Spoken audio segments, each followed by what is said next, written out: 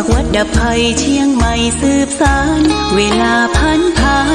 131 ปีนานไกลวัดพระบาทอุดมรุ่งเรืองงามตาเจ้าน้อยบุญทาวงศาข้าหลวงบวงเชียงใหม่ปกครองหัวเมืองฟ้าทุ่มเทแรงกายแรงใจทุกชาติพันธุ์รวมใจรักษามัคคี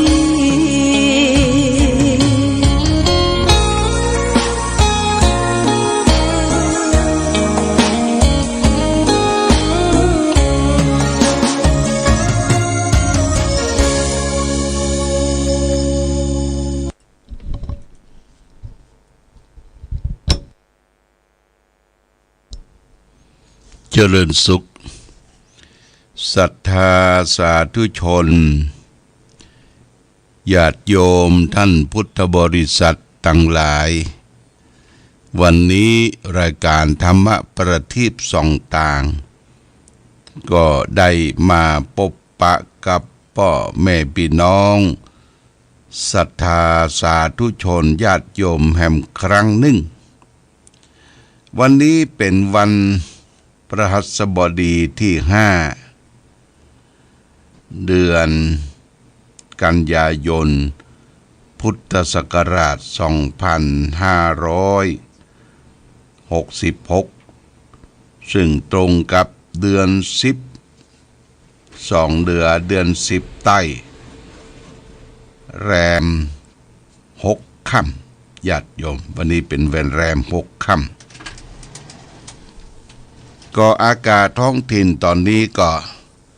ฟ้าใสแจ้งดีแต่กรมอุตุนิยมวิทยาก็แจ้งว่าจะมีฟ้ามีฝนตกลงมาแหมก็อยู่ในช่วงนี้ฟ้าฝนหยุดไป 2-3 วันอากาศก็อบอ้าวพอสมควรก็คิดว่าฝนคงจะตกลงมาแหมทางผู้จัดการเรื่องน้ำบอกว่าน้ำบางแห่งบางที่เขื่อนที่กักเก็บน้ำนั้นยังบ่เต็มพอเตื้อเพื่อก็มีการทดลองทำฝนเทียมแหมคือฝนเทียมตกลงบนเหนืออ่างเก็บน้ำเพื่อจะได้เก็บกับน้ำไว้ใช้ในตอนแล้งเพราะฉะนั้นน้ำนี้เป็นปัจจัยสำคัญอย่างยิ่งในการดำเนินชีวิตของมนุษย์คนเฮาและท่านทั้งหลายบ้านใดเมืองใดขาดความแห้งแล้งบ้านนั้นก็ขาดความอุดมสมบูรณ์พูนสุข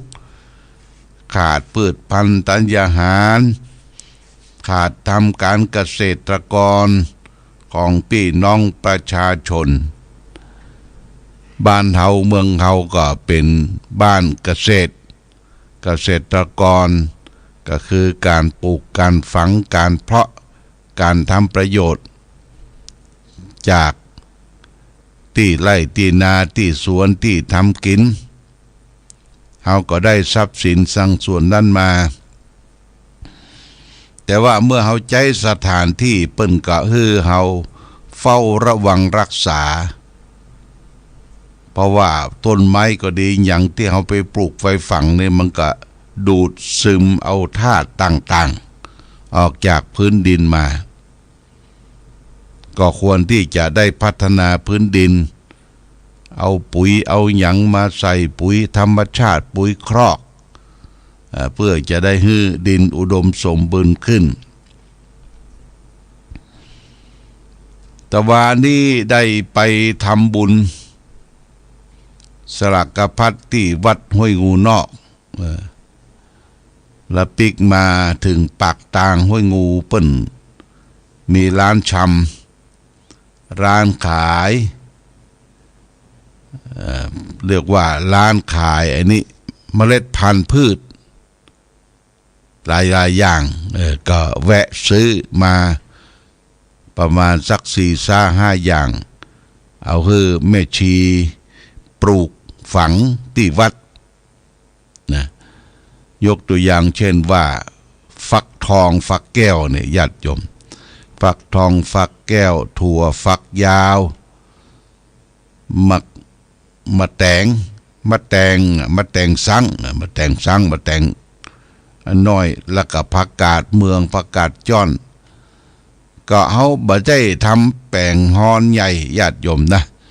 ทำใกล้ๆกับริมกำแพงที่มันมีน้ำก๊อกน้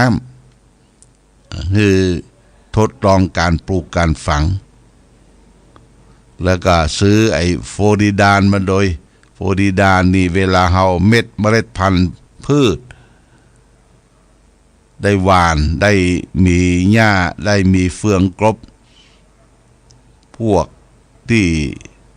เป็นแมลงต่างๆเป็นมดเป็นหยังก็หายจากไปคือบ่มารบกวนเนี่ยหลายอย่างญาติโยมในบ้านในจองเฮาควรปลูกควรฝังไว้อย่าไปใจกะสตางค์ไปซื้อตามท้องตลาดของที่เฮาปลูกเฮาฝังเองมันปราศจากสารพิษนะจากสารพิษเฮาก็ใจปุ๋ยครอกป้องดูแลรดน้ำรดหนองมันออกมามันก็สร้างความชื่นอกชื่นใจเรียกว่าเฮาก็ได้ออกกำลังกายไปโดยเรียกว่าเอ็กเซอร์ไซส์เนี่ยญาติโยมนะปลูกดอกปลูกดวงปลูกพืชผักผลไม้ใกล้ตัวปลูกสมุนไพรใกล้ตัวนี่มันเป็นสิ่งที่จะไปควรละของเก่าแล้วก็จะไปเมาของใหม่ญาติโยมละของเก่าเมาของใหม่นี่ต้องพิจารณาต้องช่วยกันสรรหาทำสิ่งเล็กน้อยจะไปมองข้ามนะญาติโยมอย่างบ้านเฮานี่บะเขือแจ้มันออกมาทั้งที่บ่ได้ไปปลูกนะญาติโยมจะไปฟันมันนะบะเขือแจ้บะแข้งกุลาพริกแต่นกมันออกมาตามหัวตามหาวนี่จะไปฟันมันสิ่งเป็นสิ่งที่ธรรมชาติที่เฮาได้ใช้ประโยชน์จากพืชพันธุ์ธัญญาหารเหล่านี้ได้อันนี้เป็นสิ่งที่หนึ่งจะต้องปลูกฝังรักษาเข้าใจพิจารณาต่อสิ่งที่เฮาอยู่ร่วมกันในสภาพสิ่งแวดล้อมเป็นพืชพันธุ์ธัญญาหารเมื่อวันสองวันนี้ได้ทราบข่าวได้เสพข่าวหันว่าละออนเยาวชนอายุ14ญาติโยมอายุ14ได้เข้าไปยิงปืนยิงคนในห้องสรรพสินค้าสยามพารากอนกรุงเทพทำให้ผู้คนเสียชีวิตไป2 คนแล้วก็โดนลูกหลงเจ็บไข้เจ็บป่วยไปแหมหลายคน4 คน5 คนคนที่เสียชีวิตนั่นก็เป็นคนต่างชาติโดยญาติโยมอย่างชาติพม่าเนี่ยเพิ่งกลับมาทำงานนี่เมินละเปลี่ยนเป็นชื่อไทยและชาติสำคัญใหญ่ก็คือชาติคนจีนน่ะคนจีนเพิ่นมาแอวเมืองไทยและเข้าในร้านไปถูกฆาตกรรมเนี่ยเป็นเรื่องใหญ่ญาติโยมคำว่าเรื่องใหญ่นั่นก็เป็นเรื่องระหว่างประเทศบัดนี้เหตุการณ์เกิดขึ้นทั่วไปเนี่ยถ้ามันลงไลน์ลงโซเชียลลงอินเทอร์เน็ตมันไปทั่วโลกก็เป็นสิ่งที่บ่ปลอดภัยเปิ้นก็ห้ามประเทศของเปิ้นทั้งที่เฮาอยากจะได้คนมาเอี่ยวบ้านเฮาเมืองเฮาเปิดประเทศ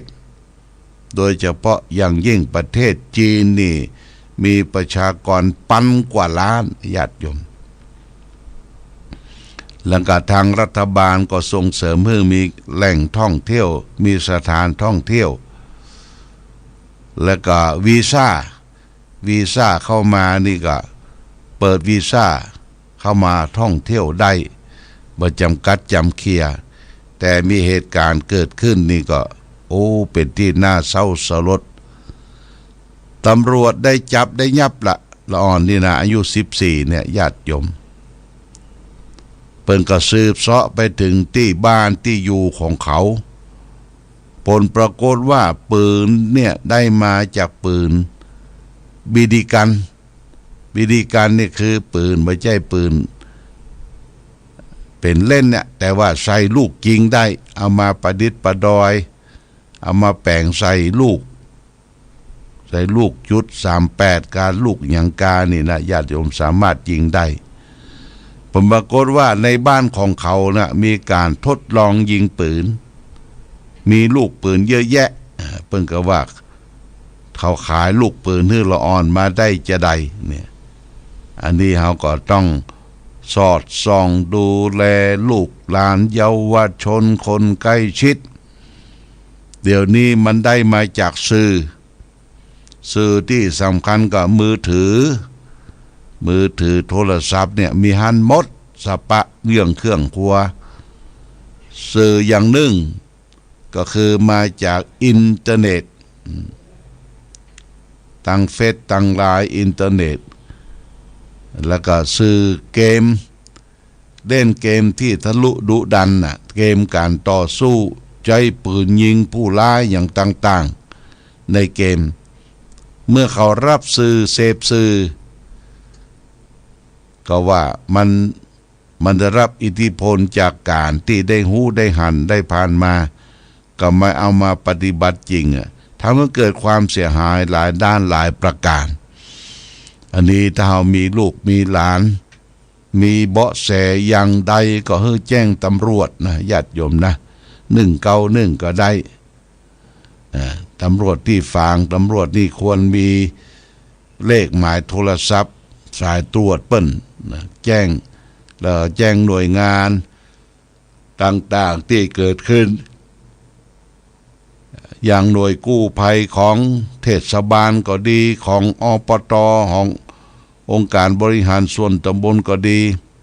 กู้ภัยที่เป็นจิตอาสาอยู่ตามที่ต่างๆก็ควรที่จะมีเลขมีเบอร์โทรศัพท์ไว้ที่บ้านเหตุเพศภัยอันใดเกิดขึ้นก็แจ้งแต่ว่าวันซืนนี้แม่ชีที่วัดบัดสบายดึกดื่นค่อนคืน10 โมงป่ายโทรศัพท์แจ้งหาหลวงพ่อว่าหลวงพ่อขอความเมตตาช่วยเหลือมันมีภัยว่ามันมีภัยที่เป็นหายใจบอกออกเป็นความดันสูงก็เลยแจ้งไปที่1669เลขที่1669เนี่ยเป็นเลขโทรศัพท์ศูนย์รวมข่าวอุบัติเหตุศูนย์รวมข่าวเหตุเพศภัยต่างๆอยู่ที่เชียงใหม่เพื่อก็แจ้งมาที่ฝางแจ้งว่าที่ศูนย์รวมข่าวของปต.หน่วยกู้ภัยปต.เพื่อก็มีรถไซเรนรถอย่างเปิดรถไฟมีไฟก็เปิดมาที่วัดมีเครื่องอุปกรณ์พร้อมทรัพย์ที่นอนเตียงอย่างต่างๆก็นำไปสู่โรงพยาบาลเนี่ยญาติโยมนะเราจะต้องไประมัดระวังว่าเราอยู่คนเดียวก็ตามอยู่กับใครก็ตามควรที่จะมีเบอร์โทรศัพท์คนใกล้ชิดคนที่ช่วยเหลือกันได้และหน่วยกู้ภัยตำรวจหรือผู้ใหญ่บ้านผู้ช่วยกำนันเนี่ยญาติโยมเพื่อมีเบอร์โทรศัพท์ไว้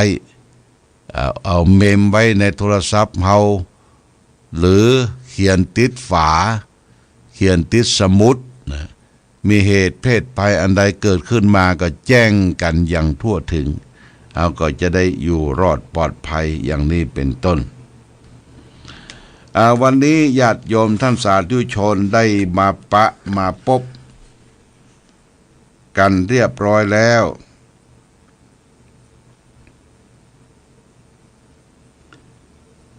ก็จะเอาเรื่องของอมิตตทุพพีกถาว่าโดยผู้ไม่ประทุษร้ายมิตรคือเขาว่าโดยบ่ทำร้ายมิตรซึ่งกันและกัน ในพระไตรปิฎกท่านตัดเป็นภาษาบาลีไว้ว่าอัคคิยถาปัจฉรติเทวตาวะวิโรจติสิริยาอัจฉหิโตโหติโยมิตานังนะทุพพติแปลว่าคนที่ไม่ประทุษร้ายมิตรย่อมโชติช่วงเหมือนกองไฟย่อมรุ่งเรืองเหมือนเทวดาทั้งจะไม่ถูกสิริโชคทอดทิ้งเนี่ยญาติโยมนะคนที่ประทุษร้ายมิตรคือบาเกียรติบาจังบาอิจฉาตาร้อนบาทำลายมิตรเปื้อนฝูงนี่เพิ่งกระตัดรับรองว่าอัคคิยถาปัจฉรติคนไม่ประทุษร้ายมิตรเทวตาวะวิโรจติย่อมโชติช่วงเหมือนกองไฟญาติโยมนะสิริยาอัจฉหิโตโหติย่อมรุ่งเรืองเหมือนเทวดาโยมิตานังนะทุพพติทั้งจะไม่ถูกสิริโชคทอดทิ้งก็หมายความว่าเปิ้นบะจังบะเกียรติบะไทยติบใจฮือมีความรักความโผดพันต่อมิตรเปื้อนฝูงก็จะอยู่ด้วยความรุ่งเรืองเหมือนกองไฟที่เกิดแสงสว่างโชติช่วงเหมือนกองไฟที่แสงสว่างทั้งจะไม่ถูกสิริโชคทอดทิ้งคำว่าสิรินี่ก็เป็นสง่าราศีที่มีโชคอยู่กับตนกับตัวบัดทอดบัดทิ้งเฮาอย่างนี้เป็นต้นมิตรดีเป็นสีแก่ตัวมิตรชั่วพาตัวให้มัวหมองนี่ญาติโยมนะและแหมบทหนึ่งวันนี้นำมาฝากวันณปัจจยกถาว่าด้วยสาเหตุที่ผิวพรรณผ่องใสญาติโยมนะอันนี้ก็สำคัญเด้อคนเฮารักษาเนื้อรักษาตัวผิวพรรณผ่องใสบักกรุบักคะบักก้านบักแผดบักเผาในหน้าแต้มชื่นเบิกบานอยู่เสมอพระพุทธเจ้าได้ตรัสไว้ในพระไตรปิฎกว่าอาติตังภาลุโรจามิภัปปะปัชชาปามินาคตังปัจจุปันเนนะยานะปมิเตนะวันโนปาสีสติซึ่งแปลว่าสิ่งใดที่ผ่านไปแล้วข้าไม่ได้เศร้าส้อยมือถึงที่ยังไม่มาข้าก็ไม่ได้หวาดบังกลัวข้าเป็นอยู่ด้วยที่มีอยู่เฉพาะหน้าเท่านั้นโดยเหตุนี้ผิวพรรณนั้นผ่องใสคืออธิบายให้ท่านทั้งหลายได้ฟังว่าสิ่งที่มันผ่านพ้นไปแล้วในชีวิตเนี่ยเปิ้นบ่ฮื้อมาเก็บมาคิดญาติโยมสิ่งที่มันเกิดความบั่นทอนสุขภาพชีวิตร่างกายบางคนเนี่ยญาติตายเปี้ยพ่อตายแม่ตายลูกเต้าเข้าปั้นจากไปโอ้กินบ่ได้นอนบ่หลับพร้อมกลงนะมันผ่านไปแล้วญาติโยมเอาคืนบ่ได้ชีวิตของคู่จากไปก็เหมือนน้ำที่ไหลมันผ่านไปแล้วเขาก็ตั้งจิตตั้งใจปกลงปลงลงยังสิ่งที่ผ่านไปถ้ามัวไปภาวะพะวงกับสิ่งที่ผ่านไปกินบ่ได้นอนบ่หลับเนี่ยทำให้เกิดร่างกายเฮาบ่ผ่องใสในญาติโยมนะมันบ่ผ่องใสบ่มีเนื้อบ่มีนวลและสิ่งที่ผ่านไปคือมันผ่านและสิ่งที่ยังมาบ่ถึงยังบ่ได้คาดหวังเตี้ยจะไปคาดหวังมันมาบ่ถึงเตี้ยจะไปคาดหวังนั้นเรื่องนี้ญาติโยมอย่างเฮาคาดหวังเรื่องจะถูกหวยรวยเบอร์อีกอะไปซื้อลอตเตอรี่ซื้ออย่างก็คาดหวังละวันที่1ที่2ตัว3ตัวญาติโยมมันยังมาบ่ถึงเตี้ยไปคาดหวัง มันผิดหวังไปนี่ก็ทำให้เราอยู่อย่างบ่เป็นสุขเสียดายสตุ้งสตางค์เสียดายปัจจัยเงินทองที่ทุ่มเทไปนี่ต้องระมัดระวังเช่นเดียวกัน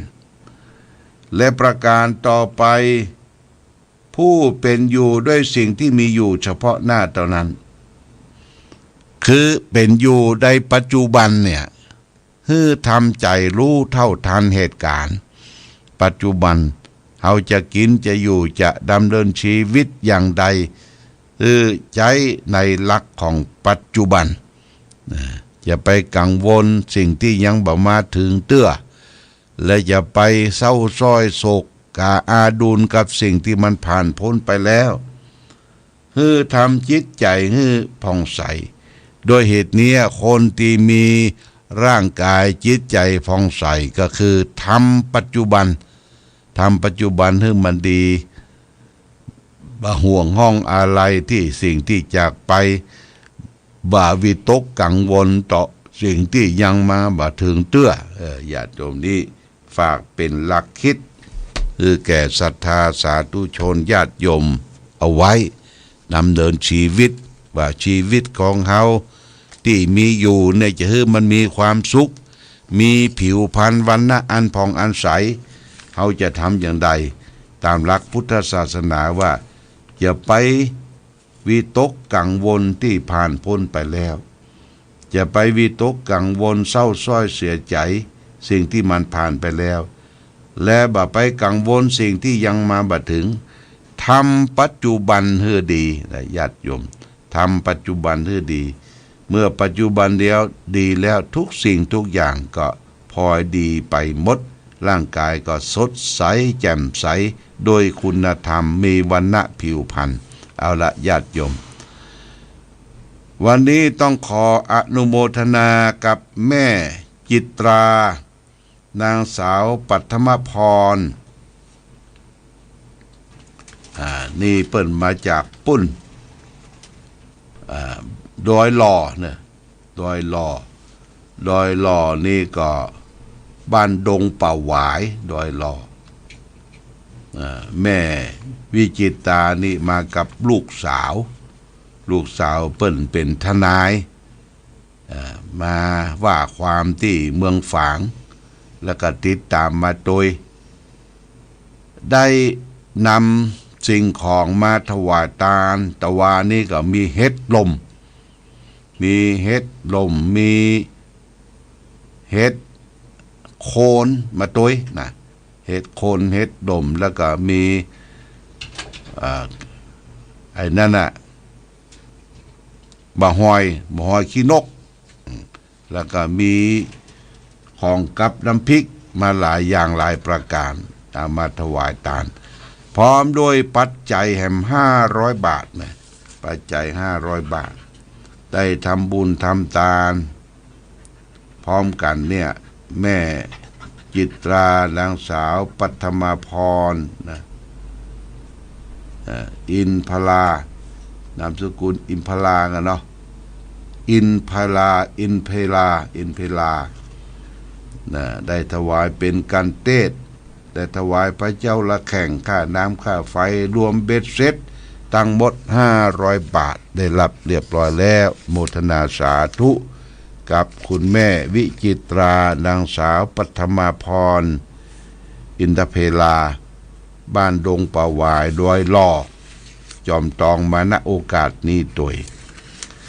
เอาละญาติโยมท่านสาธุชนวันนี้ได้มาพบก็วันนี้ก็จะมีสลากหลายวัดนะหลายวัดหลายวาแต่ที่ถ้าฉันเพลได้จะได้เตรียมไปก็คือปุ้นตำบลแม่คานี่ก็จะได้ไปร่วมในการทำบุญต่างเข้าสลากวันนี้ก็พัดเปลี่ยนเวียนกันไปทุกเจ้าพระสงฆ์ที่อยู่ในวัดในวาสุดท้ายนี้ก็ขออ้างเอาบุญกุศลพลทานศีลทานธรรมทานอามิสทานทั้งหลายที่เราได้บำเพ็ญไปจงเป็นพระวะเป็นปัจจัยเป็นบุญเป็นกุศลเป็นผลสะท้อนย้อนสู่เฮา และได้ผายแผ่ถึงแก่เปตวิสัยสัมภเวสีอยู่ในเขตของเดือน12ขอได้กินได้บริโภคจุงได้มาปันโจกปันใจอำนวยอวยพรแก่ศรัทธาญาติพี่น้องวงวานเป็นลูกเป็นเต้าเป็นพี่เป็นน้องเป็นพ่อเป็นแม่ที่ได้มีคนล้มหายตายจากไปได้รับสิ่งที่ดีสาระคุณธรรมประโยชน์นี้ได้ไปพุทธไปเกิดในสัมปรายภพที่ดีต่อไปวันนี้รายการธรรมะประทีปส่องต่างได้มาพบกับญาติโยมท่านสาธุชนทั้งหลายก็พอสมควรแก่กาลเวลาขอความผาสุขความมีธรรมจงมีแก่ศรัทธาสาธุชนญาติโยมทุกท่านรายการธรรมะประทีปส่องต่างต้องขอลาก่อนขอผู้ฟังจงตั้งมั่นจิตหันษาโดยธรรมะขององค์พระพุทธาได้นำพาให้เกิดความสุขสงบเย็นขอเจริญพร